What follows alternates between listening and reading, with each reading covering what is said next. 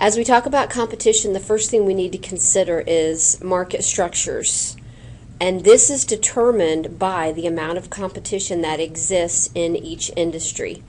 The definition for competition is quite simply the freedom to choose. So here are the conditions that we're going to be looking at that do determine competition.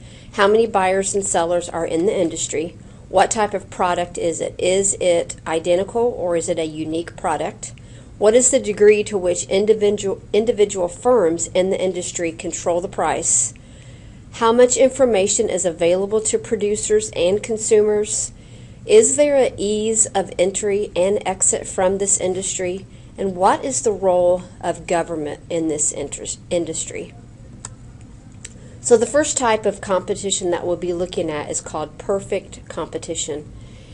It is a market structure where there are thousands of firms acting independently but turning out an identical product. So we would not be able to distinguish one product from another. We wouldn't be able to know what company that it came from. So this is where the market is at its most competitive. Also where supply and demand work together to decide what goods and services will be produced and at what price. Now, we can test corn for perfect competition and see if it meets the requirements or the characteristics.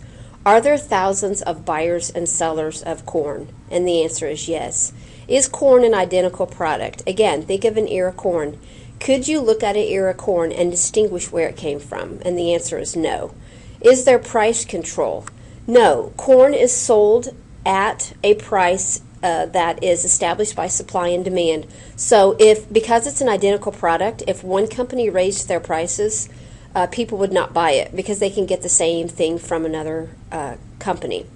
Is there complete information? I mean, could we look up information about corn and how it's grown and so forth? And the answer is yes. Is there easy entry and exit into this industry?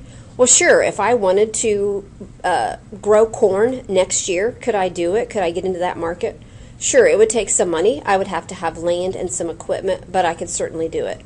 And there is a small role of government in producing corn in that industry. So the next type of competition is imperfect. All right, and there are two categories of imperfect competition. One is monopolistic, which is not to be confused with monopoly, and oligopoly. So we will look at both of these categories independently. So the first is monopolistic competition. This is where we still have a large number of sellers, and they are producing goods and services that are essentially alike. In other words, they're used for the same purpose, but they are not identical. They are slightly different, and basically for the reason to attract more customers.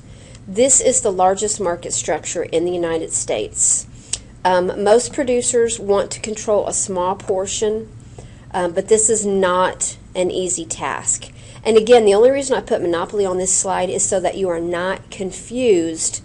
Monopoly is a completely different thing that we will look at in lesson 3 of this PowerPoint, but monopolistic is not a monopoly. So here are some examples. In a monopolistic competition, there is something called product differentiation. So this is imagined or real differences among competing products. And a really, really good example is toothpaste. I don't know if you've been down the toothpaste aisle lately, but there are many, many types of toothpaste to choose from. But regardless, I mean, there's cavity protection, there is whitening, there is baking soda, there is Pro Health. Think about all the different types. But regardless of this product differentiation, they are all for the same purpose. You use them all to put on a toothbrush and brush your teeth. So producers will use advertisement and different types to attract different types of buyers. Maybe as a teenager, you're attracted to the one that has scope in it because you want your breath to smell fresh.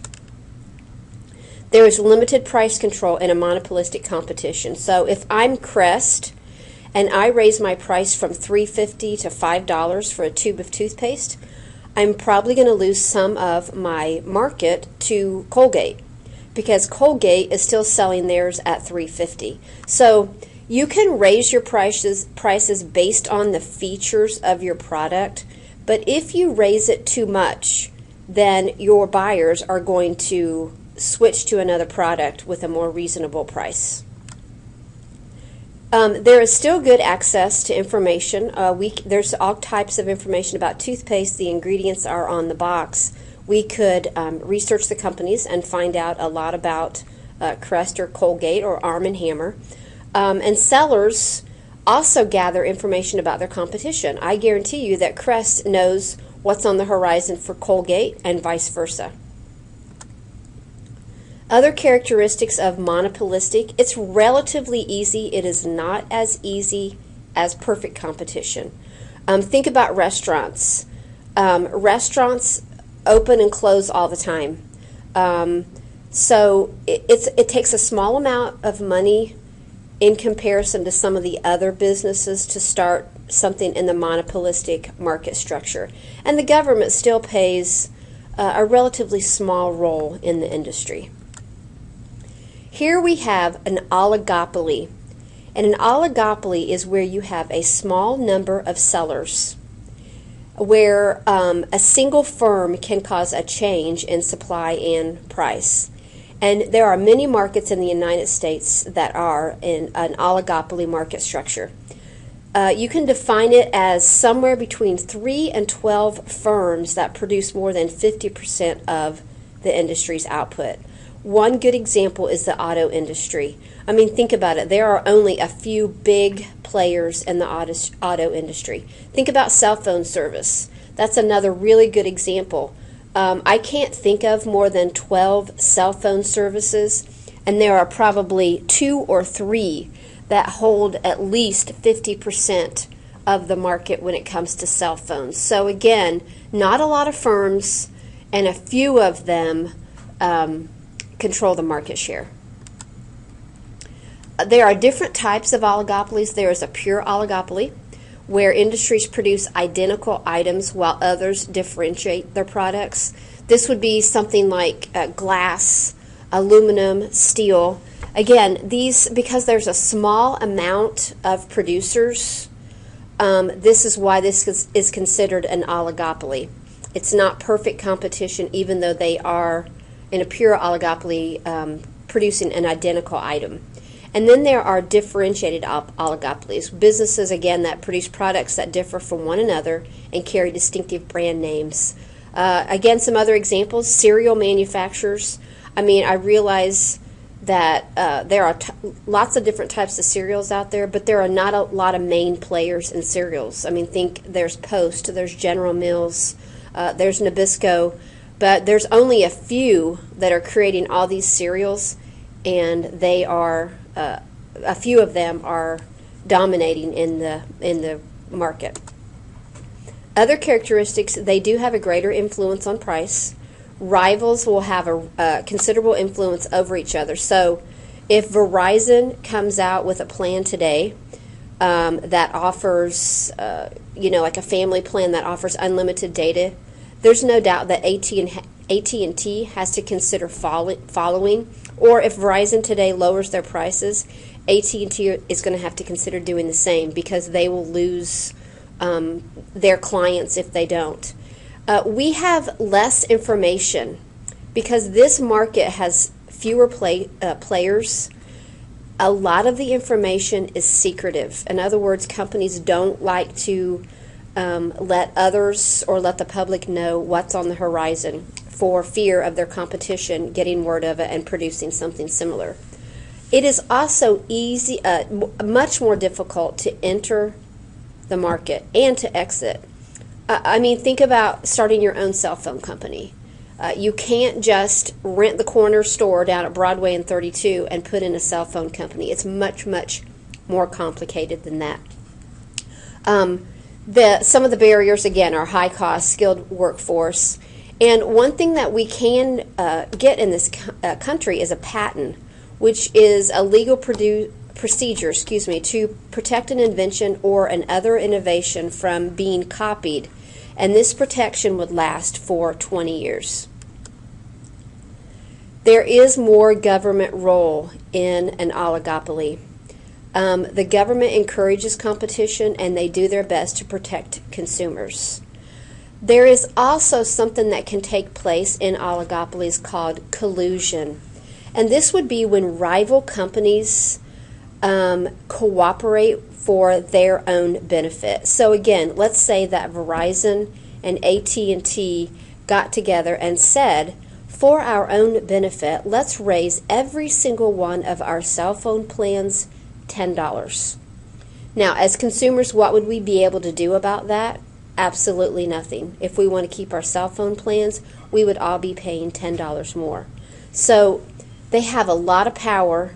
A collusion is very, very much frowned upon by the government, and if it is proven, there could be legal action against the companies.